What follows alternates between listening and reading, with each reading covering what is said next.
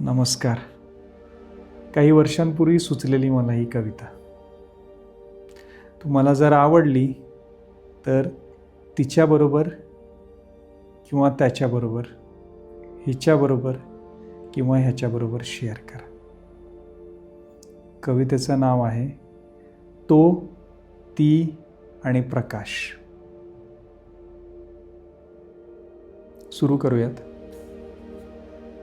माझ्या प्रश्नाला तुझं मौन हे उत्तर. माझ्या प्रश्नाला तुझं मौन हे उत्तर. प्रश्नावर मला पुन्हा प्रश्न. माझ्या प्रश्नाला तुझं मौन हे उत्तर. प्रश्नावर मला पुन्हा प्रश्न.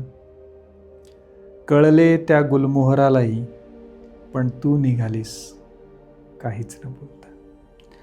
कळले त्या गुलमोहरालाही, पण तू निघालीस काहीच न बोलता.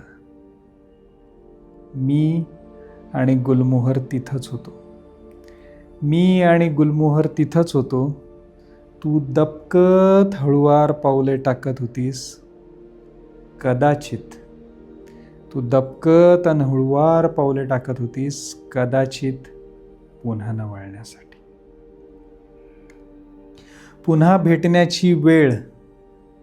भेटण्याची वेळ आणि जागा तीच होती. 5च्या भेटीला मी 3ला आलो होतो. 5च्या भेटीला मी 3ला आलो होतो. गुलमोहराखाली शांत बसलो होतो. गुलमोहर आणि मी तुझी अनंत काळ वाट पाहत होतो. त्याचं फूलही अलगद सरकून गुरुत्वाकर्षणाचे नियम विसरले होते. त्याला धरणीवर विसावायला काही युगांतरे लागली होती. कित्येक युगे माझी श्वासांची मालिका मंदावली होती. नेहमीच गोंधळलेला, अस्थिर आणि चंचल मी, त्या क्षणी स्थिर आणि शांत होतो. असूनही नसलेला मी अस्तित्व होतो. नेहमीच गोंधळलेला, अस्थिर आणि चंचल मी, त्या क्षणी स्थिर आणि शांत होतो. असूनही नसलेला मी अस्तित्व होतो. फक्त तुझ्यासाठी. तुझ्या येण्याची आतुरता